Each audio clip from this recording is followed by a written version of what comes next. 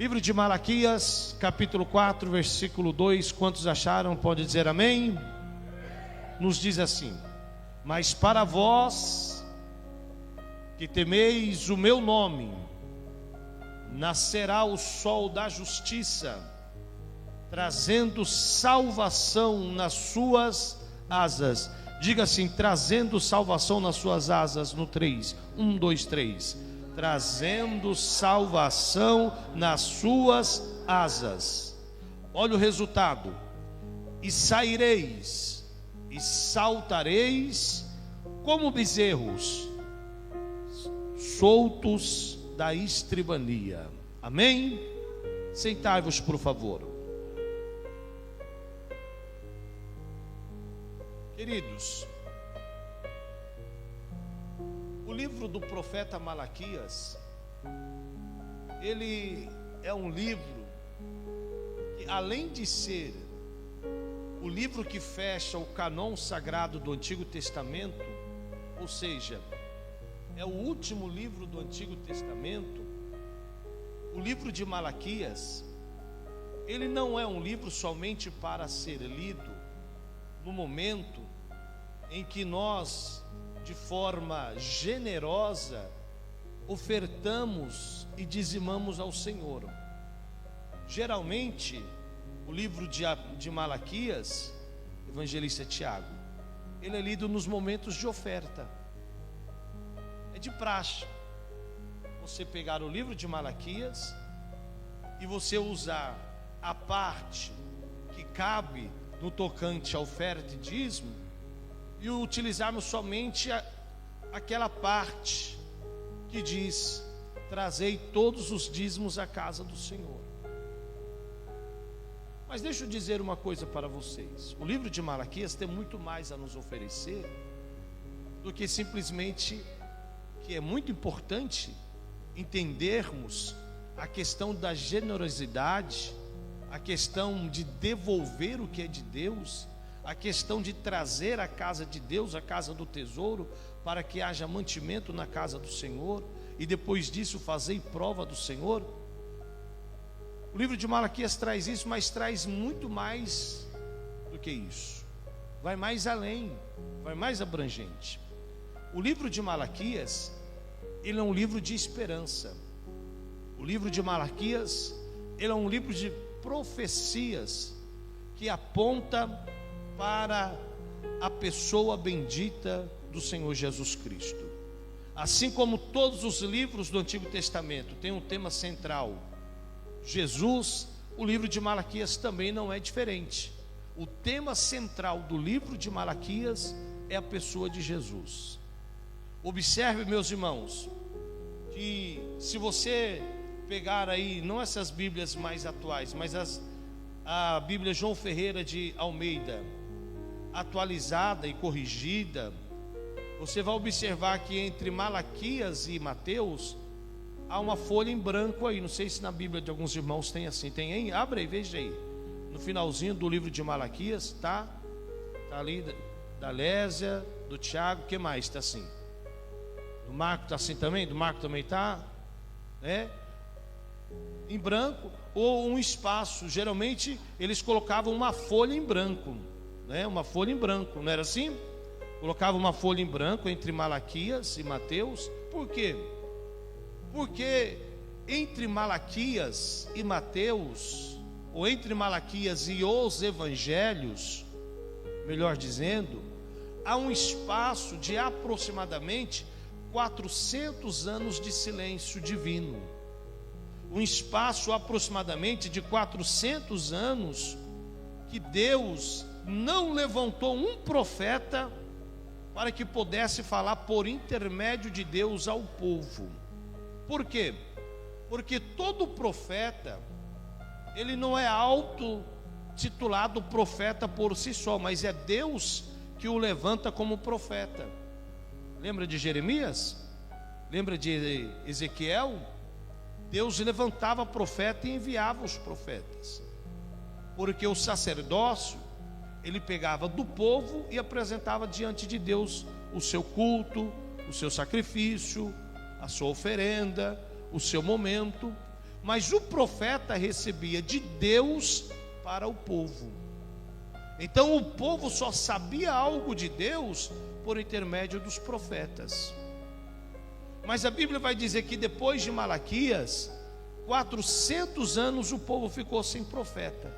Estar sem profeta significa estar sem a palavra de Deus, sem a orientação de Deus, sem os conselhos de Deus, sem as diretrizes de Deus. Então o povo estava 400 anos em silêncio, em trevas espiritual.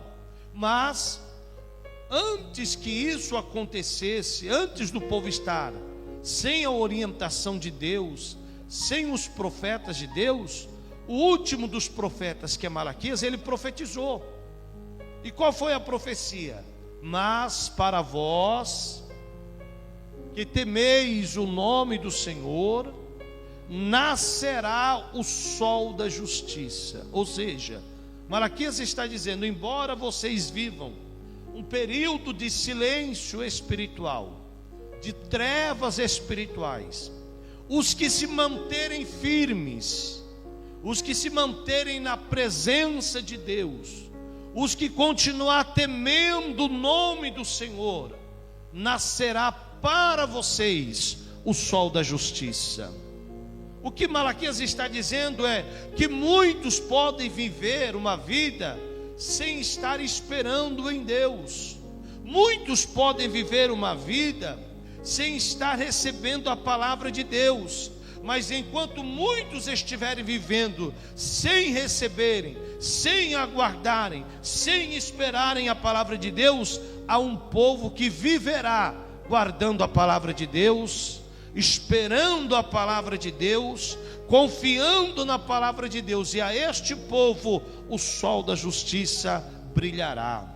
E a este povo o sol da justiça trará salvação. E a este povo o sol da justiça trará libertação. É isso que o profeta está dizendo. Então o profeta está dizendo que o Messias virá. Por quê? Porque o sol da justiça está apontando para a pessoa de Jesus.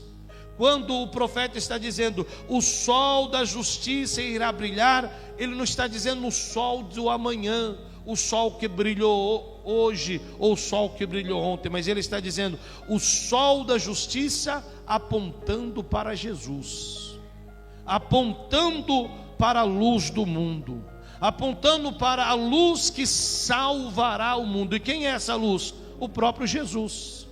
Olha o que Jesus disse lá em João capítulo 8 e o versículo 12. Jesus disse, não foi Pedro que disse, Jesus disse, não foi Tomé que disse, quem disse foi Jesus. O que ele disse? Olha o que está escrito: falou-lhes, pois, Jesus outra vez, dizendo: eu sou a luz do mundo. Quem me segue não andará em trevas, mas terá luz da vida. O último dos profetas, ele vem profetizando: mas para vós que temeis o nome do Senhor, nascerá o sol da justiça. 400 anos depois, Jesus diz: eu sou a luz do mundo. 400 anos se passou e Jesus está dizendo: o último dos profetas falou de mim. O último dos profetas profetizou acerca de mim. O último dos profetas disse que a luz iria brilhar. E Jesus está dizendo: eu sou a luz do mundo. Meus irmãos, isso é uma das profecias que se cumpre na pessoa de Jesus. Isso é uma das profecias messiânicas. Isso é uma das grandes verdades que temos e que precisamos entender, que essa palavra é fiel e verdadeira. E se Jesus é a luz do mundo, então nós estamos no caminho certo, seguindo a Jesus, servindo a Jesus e adorando ao Senhor Jesus Cristo. Amém? Então Jesus é a luz do mundo. Se Jesus é a luz do mundo, e se o profeta diz que a luz do mundo iria trazer justiça, então Jesus é a tua justiça. Se o profeta diz que o sol da justiça iria brilhar, trazendo salvação nas suas asas, então nas asas de Jesus tem salvação. Diga-se comigo: nas asas de Jesus tem salvação. Assim como o sol físico aquece e sustenta a vida, e todos nós precisamos do sol para que possamos viver a nossa vida, termos a saúde, nos orientar. Cristo é o sol espiritual que traz salvação, traz revelação e traz direção. Amém? É por isso que a Bíblia diz que aquele que anda em trevas não tem direção, mas aquele que anda de dia não tropeça. É por isso que a Bíblia vai dizer: lâmpada para os meus pés é a tua palavra, luz para os caminhos também é a tua palavra. Porque o sol clareia o seu caminho, ilumina os seus passos, te orienta. Assim é Jesus, na palavra, nos ensinamentos, nos profetas. Jesus nos orienta como devemos andar, nos comportar, viver, nos relacionar, estarmos na sua presença. Amém? Assim é a palavra do Senhor. Porque sem Cristo é o período de Malaquias a Mateus, de trevas. Mas com Cristo, em Cristo, vencemos a escuridão, vencemos as trevas. Mas deixa eu dizer uma coisa, meus irmãos. Semelhantemente como no período de Malaquias até Mateus, em que muitas das pessoas viviam em trevas, porque não tinham a palavra de Deus, não tinham a orientação de Deus, mesmo nos dias de hoje tem muita gente vivendo em trevas. Mesmo nos dias de hoje tem muita gente vivendo na escuridão, em trevas no casamento. Como que está o casamento? Está trevas. Como que está a vida emocional? Escuridão. Como que está as emoções? Em trevas. Mas deixa eu dizer uma coisa: Jesus, Ele é o remédio para o casamento destruído. Jesus é o remédio para o casamento desequilibrado. Jesus é o remédio para as emoções furtadas, desequilibradas. Jesus, Ele tem cura para a sua alma hoje. Jesus tem cura para as suas emoções hoje. Jesus tem cura para a sua família hoje. Jesus tem cura para a sua saúde emocional, física hoje. Jesus tem cura. Amém?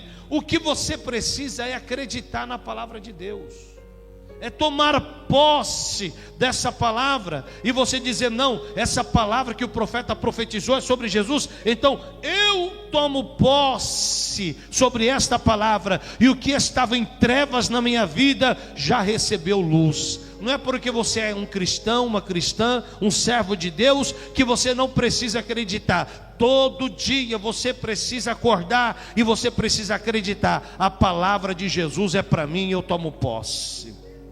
Amém? Porque o diabo todo dia ele luta contra você, contra a sua casa. Amém? Mas deixa eu dizer uma coisa, que essa palavra que nós lemos de Malaquias, sobre o sol da justiça, e que se cumpre na pessoa de Jesus, ela torna-se mais eficaz e mais entendida quando nós examinamos a Bíblia, precisamente o Novo Testamento. Porque olha, a Bíblia vai dizer que o profeta ele vem dizendo: nascerá o sol da justiça, trazendo salvação nas suas asas. Então a salvação está onde? Está nas asas. Está onde? Diga para alguém, que é só para alguém memorizar. A salvação que o profeta está se referindo é salvação nas asas. Aí eu pergunto para os irmãos: qual foi o dia onde vocês leram que Jesus tinha asa? Alguém já viu? Nem na escolinha das crianças? Nunca viram? Nem desenho animado? Jesus com asas? Quem viu? Márcio nunca viu, Márcio? Eu também não. Mas então por quê?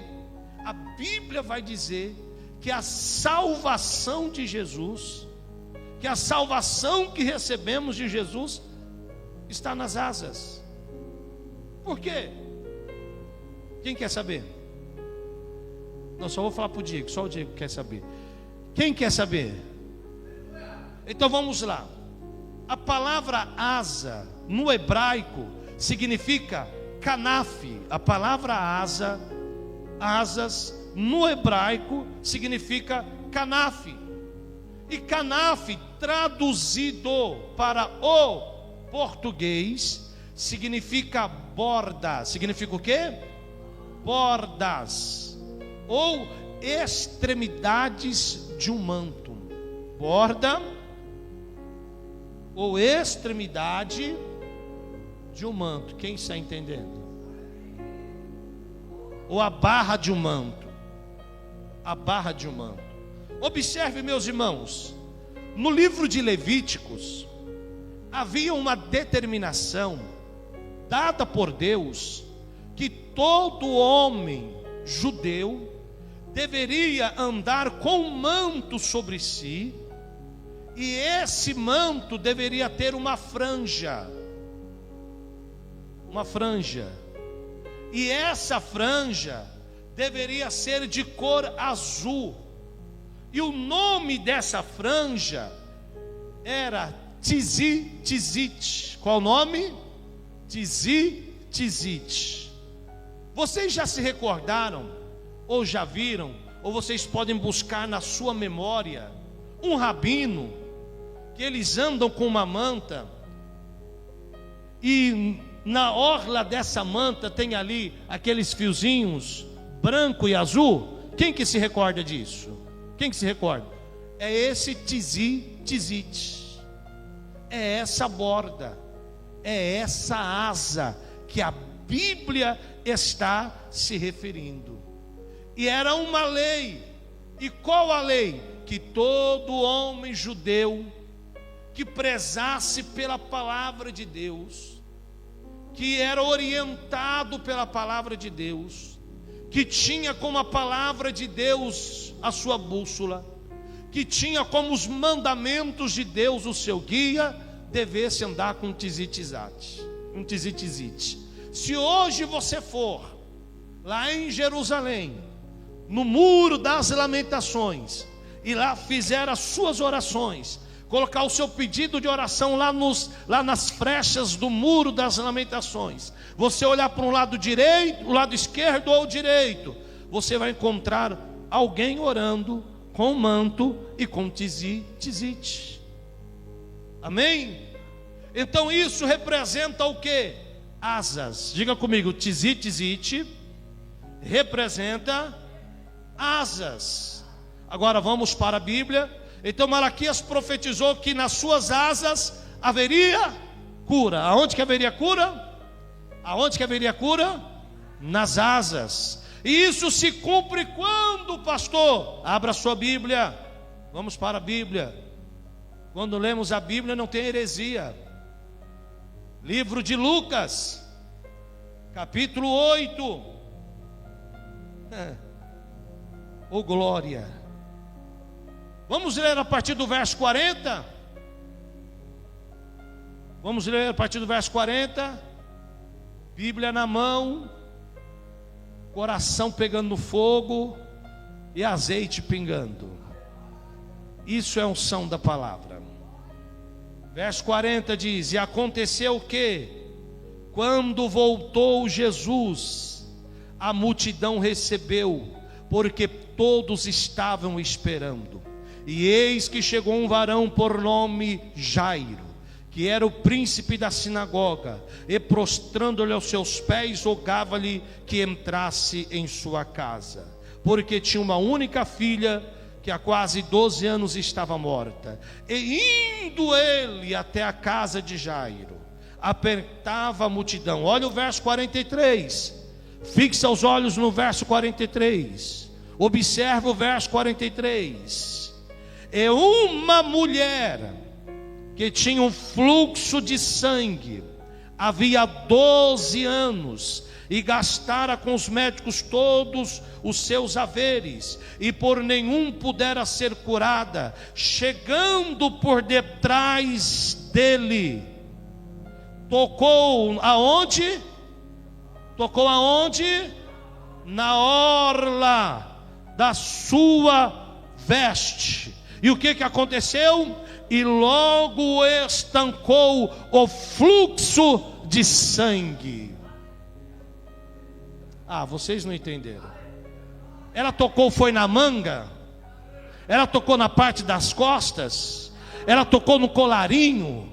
Ela tocou aonde? Na orla da veste, do manto de Jesus. Pastora Vânia, aqui está a explicação científica que a fé é razão, mas a fé também é emocional, e a fé também é espiritual. Vou dizer de novo: a fé é razão, a fé é emocional, e a fé também é espiritual. Porque a fé que eu tenho em Jesus não é meninice, eu sei quem eu estou tendo fé.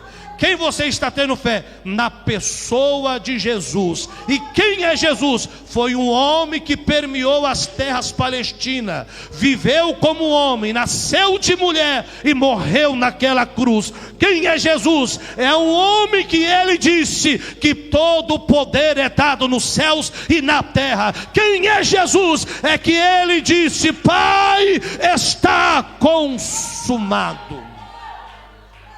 Quem é Jesus?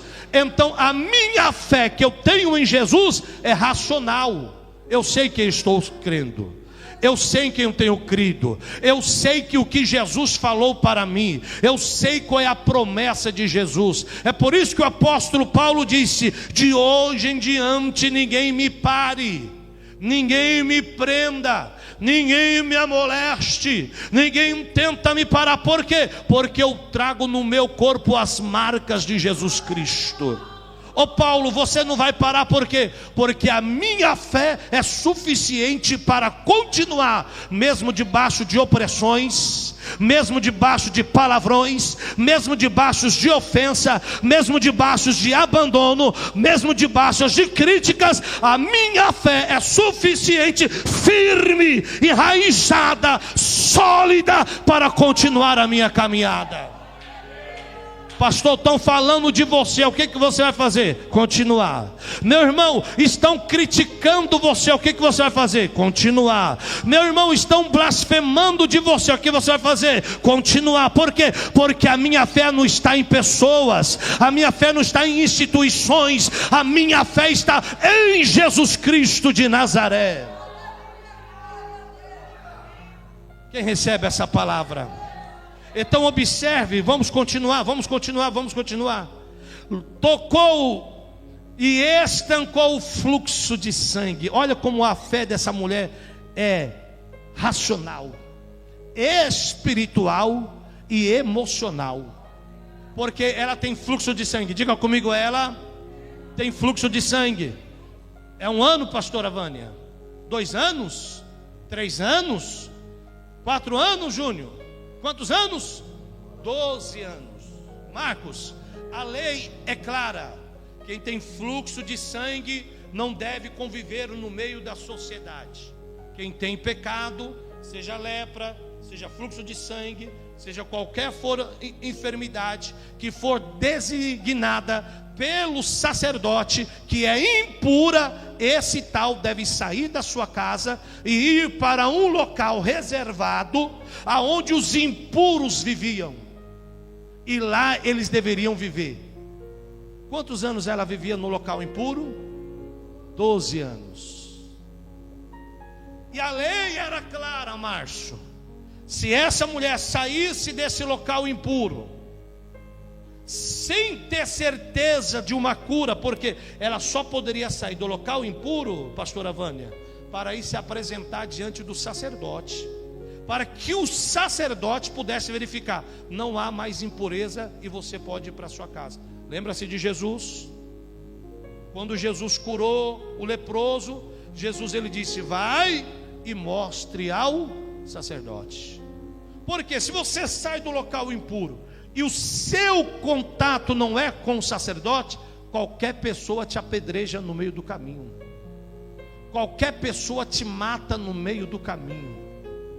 Então aquela mulher está no local reservado para os impuros, mas a fé dela é extraordinária. É razão a fé dela. Por que razão? Porque ela leu o livro do profeta Malaquias. E quando ela lê o livro do profeta Malaquias, capítulo 4, versículo 2, ela entende quem? Que um dia virá um homem, que este homem é o sol da justiça, e que este homem, sendo o sol da justiça, ele é o próprio Messias, o Deus encarnado, o Emanuel, o Deus conosco. E este Jesus terá autoridade para curar as enfermidades, se simplesmente tocar na orla da sua veste. Então essa mulher, ela tem uma fé que é emotiva. Ela diz: será que eu vou, será que eu não vou? Mas a emoção fala mais forte. Aí vem a razão. Qual é a razão? Eu não posso ir por cima, senão as pessoas que sabem que eu sou mulher do fluxo de sangue vai me apedrejar. Então eu vou criar estratégias para me aproximar de Jesus.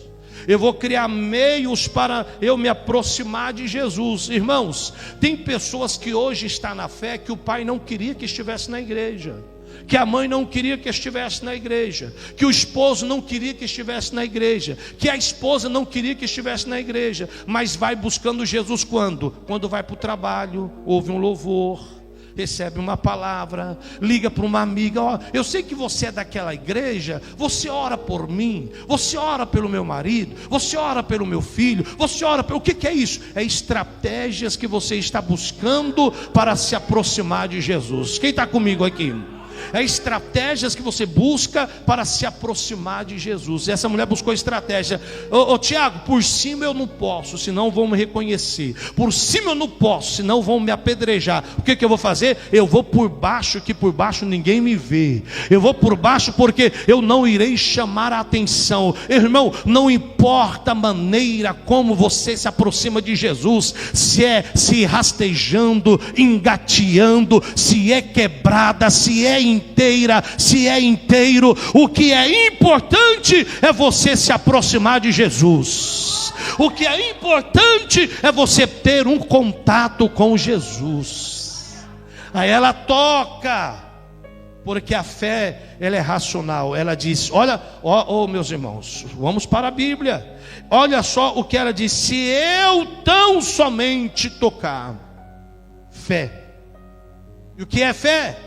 É receber o que é invisível, é tomar posse daquilo que ainda não está em suas mãos, é viver o inevitável, mas acreditando que já aconteceu. Se eu tão somente tocar, serei curada desta minha enfermidade. Ela já foi para o culto determinado, irmão. Ela foi para o culto, ela não quis saber quem estava no culto, quem ia pregar, quem ia adorar, quem ia cantar. Ela não foi para o culto preocupada se ia ter baterista, tecladista, baixista, se ia ter cantor, se não ia ter cantor. Ela foi para o culto sabendo: hoje eu vou tocar em Jesus, hoje eu irei tocar em Jesus. E eu tenho certeza que se eu tocar em Jesus hoje, alguma coisa sobrenatural vai acontecer. Tem alguém que saiu da casa com esse propósito hoje? Você consegue sair da sua casa com esse propósito? Não, eu vou lá naquele local onde eu me reúno, é para adorar a Jesus. Ah, pastor, você viu quem caiu? Não, não estou vendo quem caiu. Eu estou vendo é Jesus, estou olhando para Ele, o autor e o consumador da minha fé. É isso que eu estou olhando. Oh, aleluia. Mas olha só, ela toca e não fala nada, ela toca e não anuncia, ela toca e ela não toca nenhum tambor, não. Mas Jesus diz aqui, olha o verso 45, disse Jesus: quem é que me tocou? e negando todos, e fazendo o que todos? Negando. Ah, Jesus, eu só vim no culto como mais um culto. Não, é porque eu tenho que manter o protocolo, senão o senhor fica me mandando mensagem no WhatsApp, né Diego? Fica mandando, ô Diego, tá sumido. Vai ficar mandando mensagem no WhatsApp. Cadê você, meu irmão? Estou com saudade. Ah, pastor, então eu vou lá naquele culto, só para o senhor não ficar mandando mensagem. Negando todos, disse Pedro: ó mestre, a multidão te aperta e te oprime, e o senhor ainda disse quem tocou? Aí Jesus olha e diz: não. Tem alguém que saiu de casa com propósito hoje. Tem alguém que saiu de casa diferente. Tem alguém que saiu de casa disposto a me adorar, a me servir, a se rasgar, a se derramar diante de mim. Tem alguém que saiu de casa diferente hoje, porque ele diz: alguém me tocou, porque eu senti que de mim saiu virtude. Oh glória! Meus irmãos, o que essa mulher está fazendo? Essa mulher está declarando publicamente que Jesus é o Messias. O que essa mulher está fazendo? Ela está declarando publicamente que a palavra profética se materializou em Jesus, se encarnou em Jesus, se incorporou em Jesus. É por isso que João ele vai dizer: no princípio era o verbo, mas agora o verbo está encarnalizado, incorporado, está em nosso meio, e vimos a sua glória como a glória do unigênito do Pai. Amém? Mas olha o verso, vamos lá para Malaquias. Vamos lá, olha o verso. Mas para vós, os que temeis o meu nome, nascerá o sol da justiça, trazendo salvação nas suas asas. Olha o resultado. Agora vamos para o resultado. Vamos para o resultado. Saireis, saltareis como bezerros libertos da estribania. Vamos para o resultado. Malaquias disse: sairão e saltarão como bezerros da estribania. Já viu um bezerro solto? Quem se recorda? Ele anda sem direção, ele anda alegre, saltando, pulando. Já viu uma criança quando está alegre? Ela corre para lá, corre para cá, corre para lá. A forma dela correr te alegra. Sim ou não? O jeito de correr te alegra. Não está fazendo nada, mas você percebe a alegria, a vida, a liberdade, e isso te alegra, e isso nos comove. E a mulher do fluxo de sangue, que vivia excluída, que vivia impura, que vivia imunda, mas ao tocar em Jesus, ela tornou-se como se fosse uma bezerra liberta da estribania.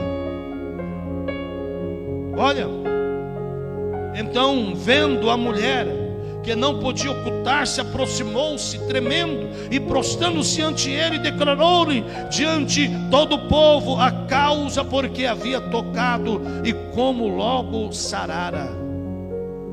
Aquela mulher, ela tinha um nome conhecido. Qual? A mulher do fluxo de sangue. Tem nome ela? Não. A mulher do fluxo de sangue. Mas isso é antes de tocar na veste. E depois de tocar na veste, mudou tudo. E depois de tocar na veste, olha como Jesus vai dizer a essa mulher. Olha só que Jesus disse. E ele disse: tem bom ânimo, filha, a tua fé te salvou. Vai em paz. Jesus, quando chama essa mulher de filha, Jesus está curando as suas emoções. Jesus está curando os seus traumas. Jesus está curando toda a palavra que durante aqueles 12 anos ela recebeu. Vai morrer nessa enfermidade, você nunca será feliz, você nunca será realizada, você nunca se sentirá amada, você nunca se sentirá perdoada, nunca se sentirá realizada, você será sempre uma frustrada na vida. Mas Jesus pega essa frustrada, essa desiludida, essa decepcionada, esta envergonhada, esta enferma, e cura as suas feridas, e cura a sua imundícia, e cura a sua impureza. E Jesus disse: a partir de hoje, quem olhar para você vai ter que saber o quê? Que você é minha filha, que eu sou teu pai, você tem paternidade, você não é ninguém sem ter uma paternidade, eu sou o seu pai.